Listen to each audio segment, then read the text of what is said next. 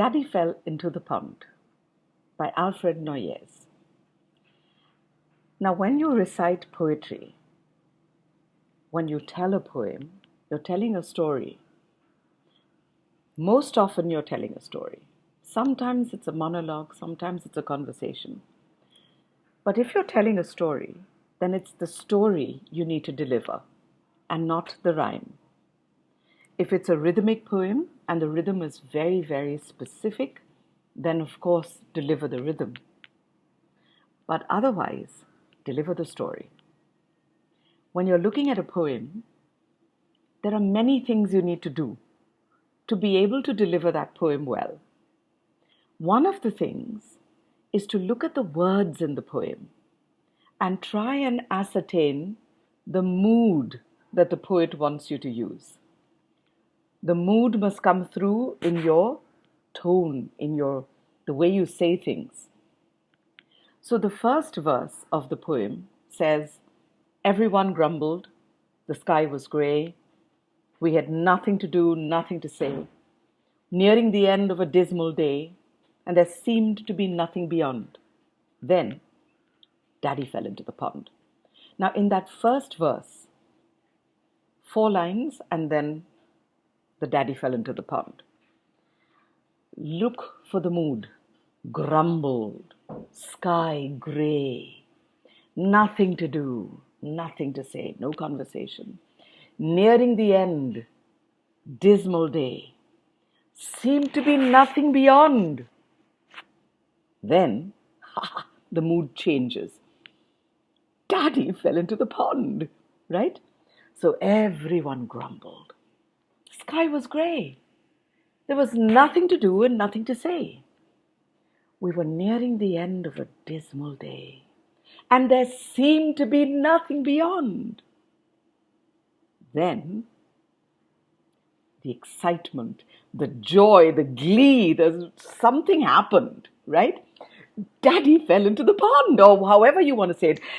Daddy fell into the pond. I mean, you can dramatize it as much as you want, because that's the excitement part, right? And now you're going to go into this whole delirium in the next verse. You're going to go into the peals of laughter and the joy and the fun and the excitement on a dank and dreary day. If something like that had to happen, what would you do, right? Everyone's faces grew merry and bright. And Timothy may have been a cousin or a brother or something. And Timothy danced for sheer delight. And then he's probably screamed out and said, "Give me the camera, quick, quick, quick. He's crawling out of the duckweed." That means you want to capture the moment of Dad coming out of the pond, not even the swimming pool, the pond, which is slimy and green and probably has like pond skaters and I don't know what else, dragonflies floating around and frogs and stuff, right? So it's yucky to fall into a pond. It's not like falling into a swimming pool, right? And so Timothy danced for sheer delight. And whoever said, "Give me the camera, quick, oh quick, he's crawling out of the duckweed." Like you want to capture that moment. And they gave you the camera and click. So you capture the moment, right? Then the gardener suddenly slapped his knee and doubled up, shaking silently. And the ducks all quacked. Why were the ducks quacking? Because someone disturbed their idyllic quiet and their peace, right? And the ducks all quacked as if they were daft because something disturbed them, right? And they're all probably going quack, quack, quack, quack, quack, quack, quack, quack, quack. And that's probably what they're doing, right? And the ducks all quacked as if they were daft. And it sounded as if the old drake laughed. Now, the old drake, what could the old drake be? I have no idea. We'd have to check. But it could possibly be like, I don't know, like some monument or something. And it sounded as if the old drake laughed. Oh, there wasn't a thing that didn't respond when Daddy fell into the pond.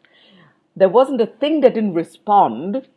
Was like, so what were the responses? It sounded like maybe the clock tower was laughing. The ducks were responding. Timothy was responding. He was dancing all over. And I wanted to capture the moment, or someone wanted to capture the moment. Everything. Daddy falling into the pond, disturbed everything and brought some joy and some mirth into a terribly dull day, right? So deliver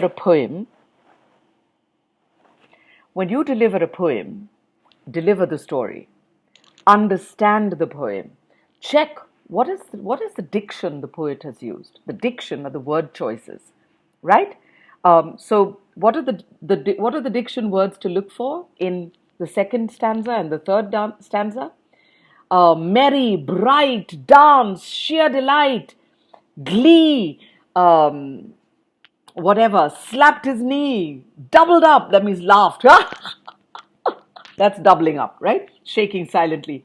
Ducks quacking, daft, Drake laughed, right? So that was how the mood has to change.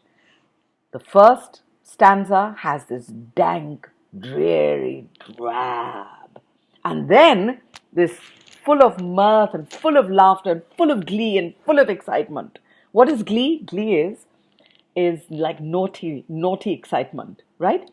It's gleeful, right? When you find someone doing something happening to someone, they call it Schadenfreude, right? Mocking the afflicted. Poor dad fell in the pond surrounded by ducks and dragonflies and pond skaters and frogs and seaweed, and everyone else is like really having fun at his expense, right? That's what this poem is all about. So I hope you enjoy telling this poem. As I said, make it your own. I've heard children do this poem for years, and this is what I hear. Everyone grumbled. The sky was grey. There was nothing to do and nothing to say. We were nearing the end of a dismal day, and there seemed to be nothing beyond.